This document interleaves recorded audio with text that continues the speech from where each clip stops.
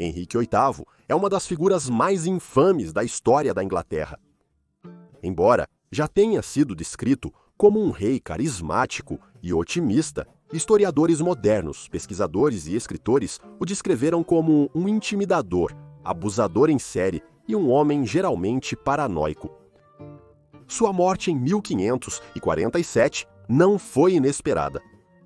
Sua saúde vinha se deteriorando por anos após um acidente de justa que deixou sua perna com uma ferida intratável, e médicos e confidentes próximos sabiam que era apenas uma questão de tempo antes que ele sucumbisse ao seu vigor falho.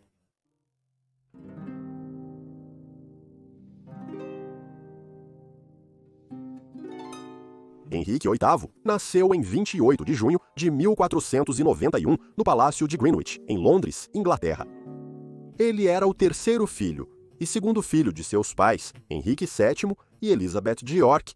Embora o casal tivesse cerca de 6 filhos depois, apenas 3 sobreviveram além da infância. Como seu irmão mais velho, Arthur, estava na linha de sucessão ao trono, Henrique foi incentivado a assumir uma posição na igreja, como era a tradição para o segundo filho. Ele logo desenvolveu uma sede de conhecimento. Ele foi educado privadamente e tinha uma ampla gama de interesses, incluindo teologia, idiomas, poesia, arte, música e esportes. Na juventude, ele era visto como carismático, atlético, curioso e muito religioso. Ao atingir a idade adulta, isso continuou, embora ele também tenha se interessado por jogos de azar e justas e gostava de organizar torneios e banquetes. Em 1502, Henry, de 10 anos, tornou-se o próximo na linha de sucessão ao trono, quando Arthur morreu aos 15 anos, apenas 4 meses após se casar com Catarina de Aragão, filha do rei e da rainha da Espanha na época. 7 anos depois, após a morte de seu pai, Henry assumiu a coroa e casou-se com a viúva de seu irmão. Sua coroação ocorreu no verão de 1509, diante de uma multidão adoradora. Tapeçarias e tecidos de ouro decoravam as ruas, e nos meses seguintes, os novos reais festejaram muito, celebrando seu status, vivendo uma vida tão luxuosa quanto possível. O embaixador veneziano comentou em 1519: ele é o soberano mais bem vestido do mundo. Suas vestes são as mais ricas e esplêndidas imagináveis. Porém, logo Henrique pareceu demonstrar uma personalidade com decisões precipitadas e insensibilidade. Apenas 2 dias após ser coroado, ele mandou prender e executar 2 ministros de seu pai. Nos anos seguintes, esse padrão de comportamento continuou. Após 16 anos de serviço, Henry mandou prender um cardeal católico chamado Thomas Wolsey, que havia sido seu conselheiro em política interna e externa, e o acusou de traição. Acredita-se que isso ocorreu porque Wolsey não conseguiu dar a Henry a anulação rápida que ele queria de Catherine. Embora ela tenha dado à luz sua primeira filha, Mary, ele logo se frustrou com o fato de ela não conseguir gerar um herdeiro masculino. Ele também parecia em grande parte desinteressado em Catherine e começou a se envolver em casos extraconjugais, mantendo 2 amantes à sua disposição. Enquanto isso, a prisão de Thomas Wolsey sinalizou aos outros que era melhor obedecer aos desejos do rei em vez de desafiá-lo. O rei parecia embriagado de poder.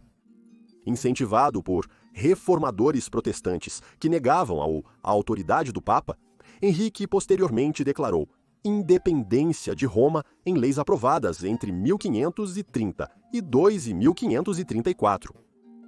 Ele insistiu que fosse tratado e reconhecido como o representante de Deus na Terra, em vez do Papa, e todas as pessoas que se opunham a ele eram eliminadas por meio de execução na Torre de Londres. Nesse período, ficou conhecido por matar 200 pessoas que se opunham a ele.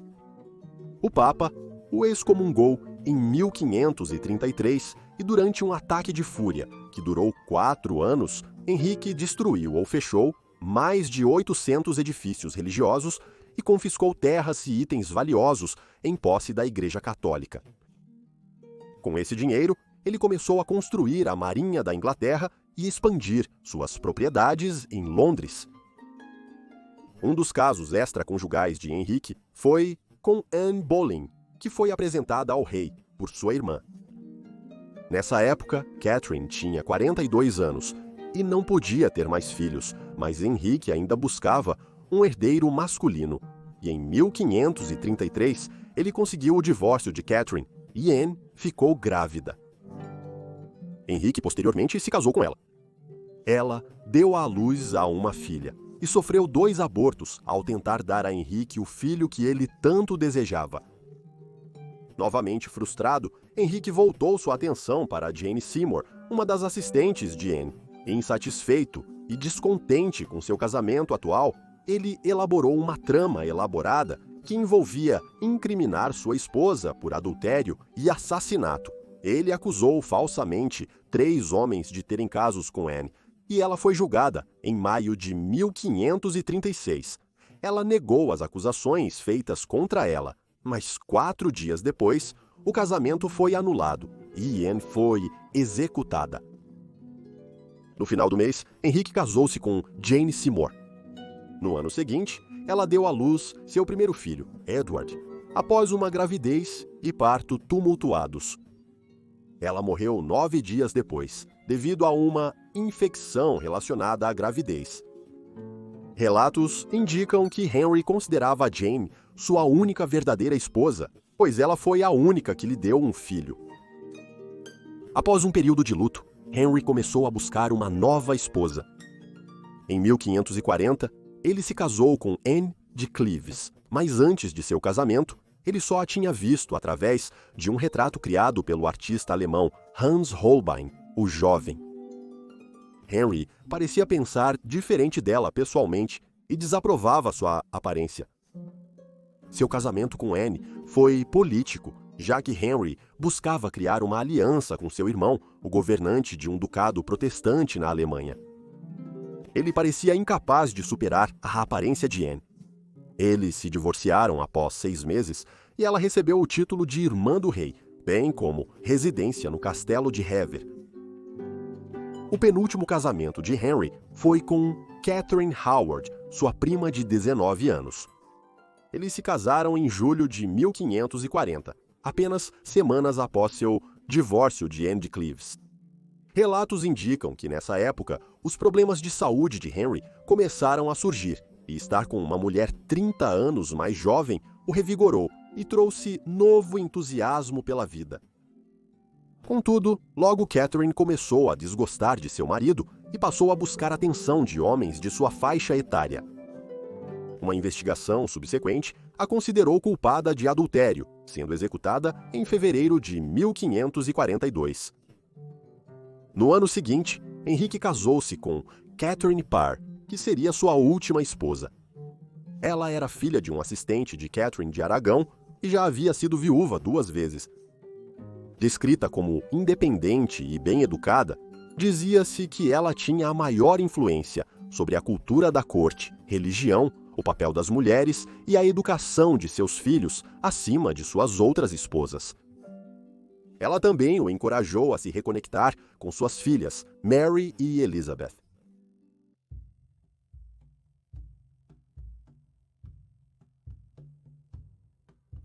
A saúde de Henry piorou em seus últimos anos de vida. Embora sua morte seja frequentemente atribuída a uma ferida na perna que não cicatriza e ao seu rápido ganho de peso, Henry não era estranho à doença. Ele lidou com a varíola aos 23 anos e 7 anos depois contraiu malária, que se acredita ter retornado ao longo de sua vida. Ele já sofreu uma grave lesão no pé enquanto praticava esporte. Henry não conseguiu desfrutar de um estilo de vida ativo e saudável na última década de sua vida, pois sofreu um acidente de justa em 1536, que o deixou com uma horrível lesão na perna que se reabriu e se tornou uma ferida crônica. Eventualmente, tornou-se ulcerado, com alguns relatos observando que ele finalmente lidou com osteomielite crônica. uma infecção óssea que pode ocorrer se uma infecção bacteriana ou fúngica se espalhar para os ossos, levando a medula óssea a ficar inchada e dolorida. Sugere-se que a falta de cicatrização das feridas em suas pernas ocorreu parcialmente devido às ligas apertadas que usava para exibir as panturrilhas. O incidente de Justa ocorreu em um torneio no Palácio de Greenwich em 24 de janeiro, quando ele tinha 44 anos. Durante o evento, ele foi jogado de seu cavalo, após o qual o animal blindado desabou sobre ele. Ele ficou inconsciente por 2 horas após o acidente e, inicialmente, pensou-se que havia morrido. Além de causar sua difícil lesão na perna, Henrique também ficou com o que os pesquisadores modernos acreditam ser uma lesão cerebral não detectada que o documentário Inside the Body of Henry VIII afirmou ter causado uma grande mudança em sua personalidade. O Independent descreveu que Henrique passou de esportivo e generoso para cruel e paranoico. Henrique era conhecido por seu mau humor e o que foi descrito como sintomas de transtorno de comportamento narcisista. Isso foi atribuído, em parte, à insistência de seu pai de que ele teve uma criação extremamente protegida após a perda de Arthur e de sua mãe 2 anos depois. Porém, isso se traduziu em falta de empatia e ego inflado. Na década de 1540, nos anos antes de sua morte, seu estado continuou a piorar, com oscilações violentas de humor e comportamentos psicóticos e paranoicos desenfreados. Após o incidente de Justa, Anne Boleyn e Catherine de Aragon foram informadas que ele morreria. O choque desta notícia, Anne diria mais tarde, a levaria a abortar o filho deles. A historiadora Lucy Worsley afirmou que essa lesão explicaria sua mudança brusca de personalidade, observando que, a partir dessa data, a rotatividade de esposas realmente acelera e as pessoas começam a pensar nele de uma maneira bastante nova e negativa. Ela acrescentou: depois do acidente, ele ficou inconsciente por 2 horas. Atualmente, até 5 minutos de inconsciência são considerados um grande trauma. Curiosamente, essa não foi a primeira vez que ele se machucou durante uma partida de Justa. Em 1524, ele falhou em abaixar a viseira do seu capacete, levando-o a ser atingido pela lança do seu oponente logo acima do olho direito. Ele começou a sofrer frequentes enxaquecas como resultado da lesão. Outra historiadora, Susan MacLean Kibet, acreditava que o escorbuto foi um fator contribuinte importante na morte de Henry. A condição é causada por falta de vitamina C, normalmente devido à ausência de frutas e vegetais na dieta. Vale notar que a dieta do rei era composta principalmente por carne. Ele, supostamente, sempre teve um bom apetite, mas, em seus últimos anos, ele chegou a fazer até 13 refeições por dia, a maioria das quais consistia em carnes como cordeiro, frango, boi, coelho e até pássaros. Acredita-se também que ele bebia até 10 canecas de cerveja por dia, além de vinho, pois a água era insegura na época. Enquanto isso, um estudo de 2010 sugeriu que ele tinha um tipo sanguíneo Kell positivo, uma condição rara que afeta apenas cerca de 10% da população. Isso pode explicar por que as esposas de Henry tinham dificuldade em engravidar. Quando o pai tem sangue Kell positivo, o primogênito geralmente está bem, mas os filhos seguintes não. As esposas de Henry frequentemente sofriam abortos espontâneos ou as crianças morriam na infância. Isso pode ter ocorrido devido ao sistema imunológico materno atacar o sangue Kell positivo do bebê durante a segunda gravidez.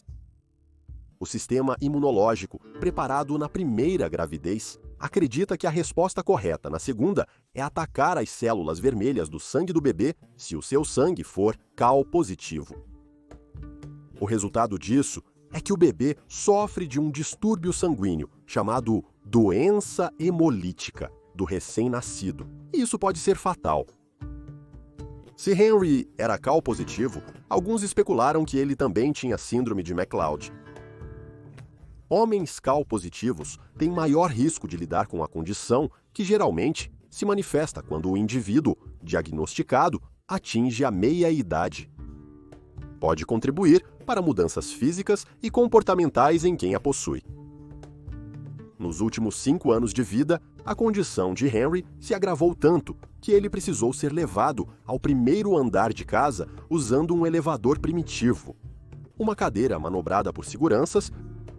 Ele também era conhecido por usar uma bengala equipada com apitos para chamar atenção caso caísse, pois não conseguia se levantar sozinho.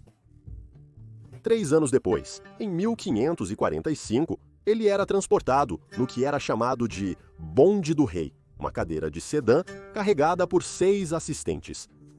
Ele raramente ficava sozinho, pois precisava de muita ajuda para se locomover devido à fraqueza extrema nas pernas, especialmente com sua figura de pedra. Ele também sofria de má visão, supostamente comprando 10 pares de óculos de armação de arame da Alemanha na época, e eventualmente ele teve que parar de assinar documentos do Estado. Um carimbo foi usado em vez disso, e embora Henry inicialmente continuasse a revisar os documentos para garantir que ele aprovava, ele finalmente renunciou a este poder para seus companheiros mais próximos e confiáveis. Um dia antes de sua morte, em 1547, Henry viu seu confessor e recebeu a Sagrada Comunhão. Embora seus médicos não o tenham alertado sobre sua morte iminente, prever a morte de um rei era considerado traição naquela época. Seu braço direito, Sir Anthony Denny, que cuidava de suas necessidades corporais mais íntimas, sugeriu que ele conversasse com o arcebispo de Canterbury, Thomas Cranmer. Henry concordou, mas disse: "Primeiro vou tirar um pequeno cochilo, e então, conforme eu me sinta, vou ponderar sobre o assunto." Essas foram suas últimas palavras antes de entrar em coma. Quando Cranmer chegou de Surrey, logo após a meia-noite, do dia 28 de janeiro, o rei já não conseguia falar. Cranmer perguntou a ele, de qualquer forma, para dar um sinal de que ainda confiava em Cristo. Henry teria apertado a mão do arcebispo.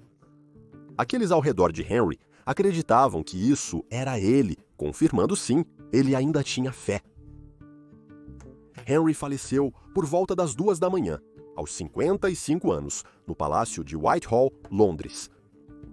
Várias causas de morte foram sugeridas, desde insuficiência renal até embolia pulmonar, embora não se saiba qual é a correta. Notavelmente, sua morte foi mantida em segredo por dias depois. Seu corpo permaneceu intacto em sua câmara. A notícia de sua morte foi mantida em segredo, a ponto de suas refeições continuarem sendo preparadas. Sua morte foi finalmente anunciada na manhã de 31 de janeiro. Nos dias seguintes, seu corpo foi embalsamado. O túmulo ornamentado que ele havia planejado ainda não estava concluído e, no final, nunca foi. Foi destruído em 1646.